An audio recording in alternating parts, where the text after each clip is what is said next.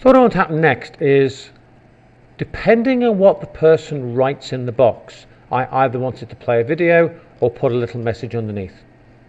And I'm going to do that with a little bit of JavaScript. So to start writing some JavaScript, what I need to do in here is put in script. So I'm now telling it that I'm about to write some JavaScript. And moving that down. The name of the JavaScript, the function name, is go.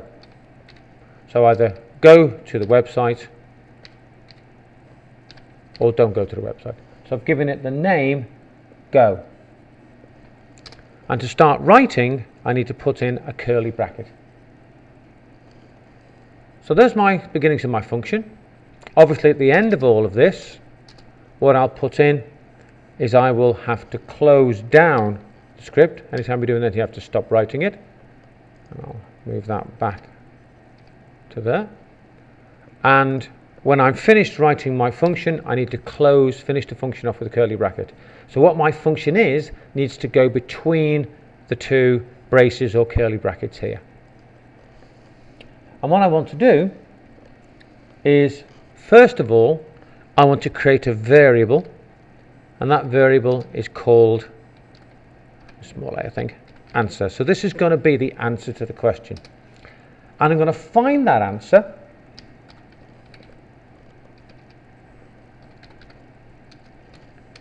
by asking it to go and look for the value of yes or no. So it's got to go from the JavaScript to the HTML, go and find what yes or no's value is. And I do that with a rather long-winded instruction of document dot get element ID. And remember that all of the capital letters are important. I then tell it what I'm going looking for. I'm going looking for yes or no, because that's what the person has written into the box. And I tell it that what I'm looking for is the value, what that is set to. So go and look for the value of answer by looking what yes or no is in the main code. And of course you always finish off a line in JavaScript with a semicolon. So that's now going and looking for the value of answer. Okay. Next, I need to decide what I'm going to do depending on what they put in there. And that uses an if statement. So if the answer, and I need to put this inside a bracket,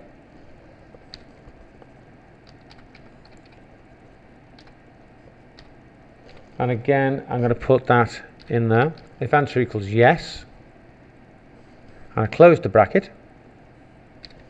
So if the answer equals yes, inside curly brackets, I now tell it what I want it to do if the answer equals yes. So it's a curly bracket again, and what I want it to do is open a new HTML window, which is window dot open. And then I need to tell it which window I want it to open. And it's a bit of a mouthful, which I need to look down and copy, because it is a bit of a mouthful, because YouTube video titles tend to be quite long-winded. And it's http://www.youtube.com/watch $V equals, and then capital F P K G O capital D V 6 F F K That's the name of it.